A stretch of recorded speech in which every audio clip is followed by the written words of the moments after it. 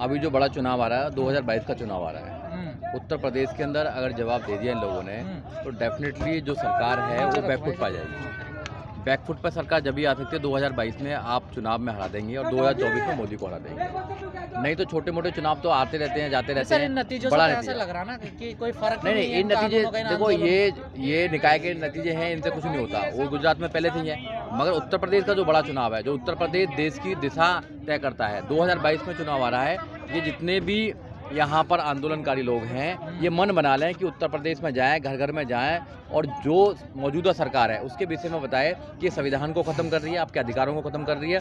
अगर आप घर घर में ये बताने में कामयाब हो गए और 2022 में सरकार को उखाड़ने में कामयाब हो गए तो आपको कामयाब मिल जाएगी। आपको ज़्यादा फिर संघर्ष नहीं करना पड़ेगा। 2024 में इस देश से इस सरकार को उखाड़ कर फेंक देंगे। नहीं, ये तो करेंगे। कुछ बीजेपी के समर्थन में, कुछ किसानों समर्थन। जब भी आंदोलन को तोड़ना होता है या तो झूठी एफआईआर लगाते हैं, एनएसए लगाते हैं, यूएपी लगाते हैं। अब दिशा रवि पे एनएसए लगाया, यूएपी लगाया, आज बेल हो गई उनकी, बेल हो गई, आज बेल हो गई है। तो ये जो सरकार है ये डराना चाहती है लोगों को, झूठी एफआईआर लगाती है, अपने गुंडे भेजती है, आंदोलन में गुंडों को भेजती है, उसके बाद 26 तारीख कराती है। तो जब इनके गुंडे आ जाते हैं तो ये तो कराएंगे, क्योंकि आपको पता है गुंडों की सरकार है। तो जो आंदोलनकारी लोग हैं वो शांतिपूर्वक यहाँ पर कर रहे हैं और करते रहेंगे। सरकार को बैकफुट पर आना पड़ेगा। सरकार बैकफुट पर आ चुकी है, मगर वो ये साबित करना चाहती है कि हम भैया इस देश में किसी डरते नहीं है। आपको मतदाता से डरना पड़ेगा। जो मतदाता है वो आपको वहाँ तक पहुँचाता है। अगर तुम वोटर की इज्जत नहीं करेंगे तो वोटर आपको उखाड़ कर फेंक देगा, आपको आपकी औकात दिखा देगा। तो आपको डरना तो पड़ेगा ही, तो क्योंकि तो सही औकात गुजरात नहीं, बिल्कुल दिखाएंगे। ऐसे गुजरात का आप एग्जाम्पल मत लो, आप उत्तर प्रदेश लें, आप 2024 लें। उत्तर प्रदेश के अंदर 2022 में ये सरकार उखड़ेगी और ये सरकार उखड़ेगी, सरकार का सब काम हो जाएगा, बहुत बड़ा काम हो जाएगा।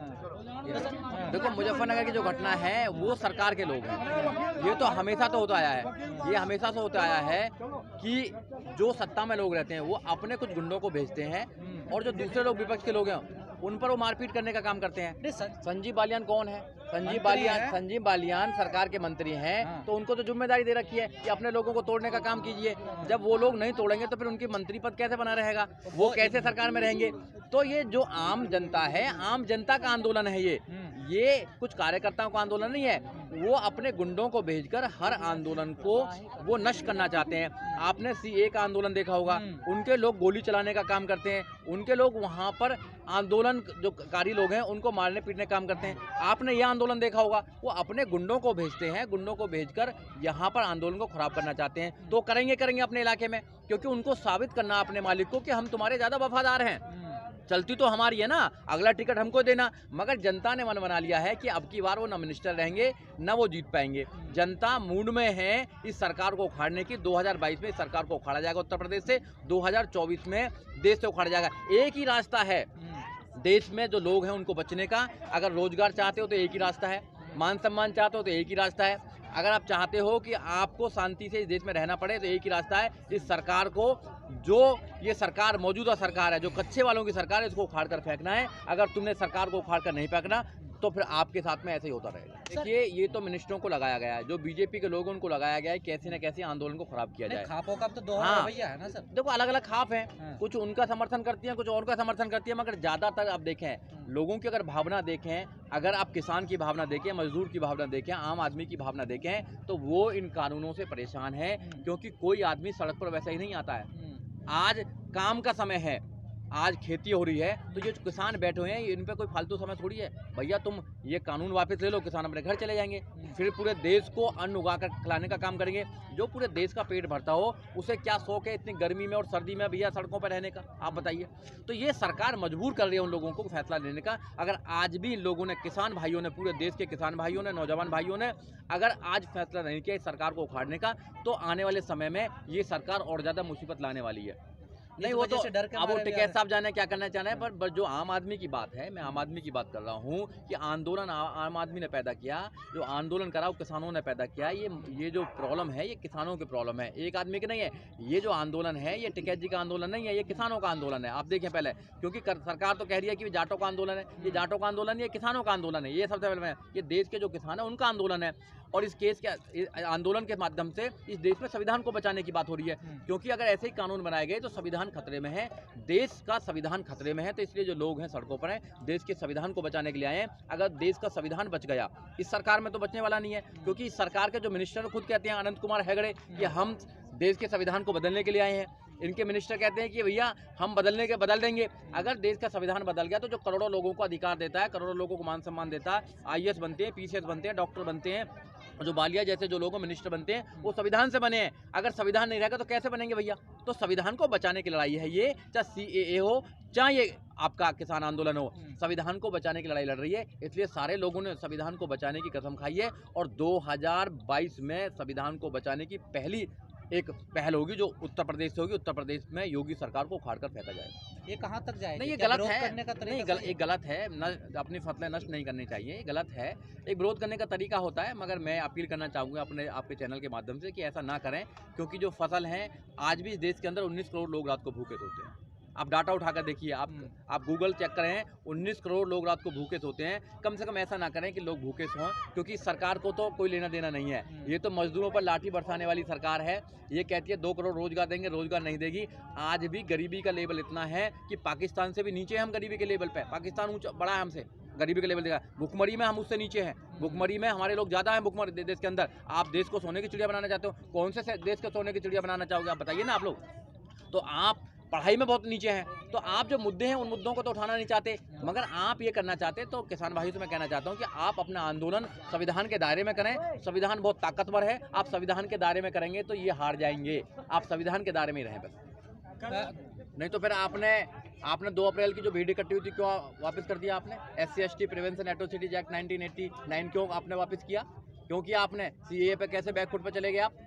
क्यों नहीं होगा आंदोलन? सुप्रीम कोर्ट ने स्टे लगा दिया इस पे और आपने कहा कि 1.5 साल तक हमने स्टे कर दिया। 1.5 साल तक आपने क्यों करा? फिर आपने बताइए ना आप, अगर ऐसे वापस नहीं होता तो आपने क्यों करा? आप तो नहीं करते। तो इसका मतलब जो सरकार कहती है वो झूठ बोलती है। मोदी जी तो सबसे झूठ बोलते हैं। आपको बताइए, जो मोदी जी ने आज तक बोला क्या दिया है आप लोगों को? कि देश को नहीं दिया है, देश को गुमराह कर रहे हैं, देश के संविधान को खत्म कर रहे हैं, देश के नौजवानों के जो रोजगार है उनको खत्म कर रहे हैं। तो आपको मिलने वाला कुछ नहीं है, सिर्फ जुमले मिलने वाले हैं, वादे मिलने वाले हैं।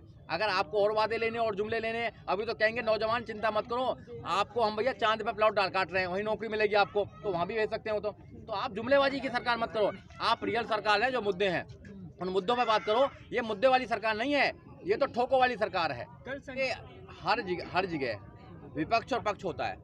अब बीजेपी चाहती है कि कम से कम यहाँ आंदोलन खराब नहीं हो तो गांव में आंदोलन खराब करो, क्योंकि जो नेता हैं वो अपनी कुर्सी बचाना चाहते हैं, वो अपने मालिकों को दिखाना चाहते हैं कि हम तो काम कर रहे हैं भैया, हम तो आपका काम कर रहे हैं। क्योंकि अपने जो लोग हैं, जो चमचे, उनको लगाएंगे ना वो काम करने के लिए। उनको पता नहीं है किसकी वोट से आप गए हो मिनिस्टर बने हो, किसकी वोट से आप MP बने हो, किसकी वोट से आप MLA बने हो। अरे इन किसानों की, मजदूरों की वोट की वजह से ही आप MP MLA बने हो। अगर ये आपके साथ नहीं है तो आप अगली बार नहीं बनोगे। आप समझना पड़ेगा नेताओं को समझना पड़ेगा। जब वोट मांगने आते हैं तो भैया पूरा पैर तक लग जाते हैं उनके हाथ, कहते हैं तुम ही हमारे सब कुछ हो। और जब वोट ले लेते हैं तो उसके बाद में वो 4.5 साल आते ही नहीं है। कौन?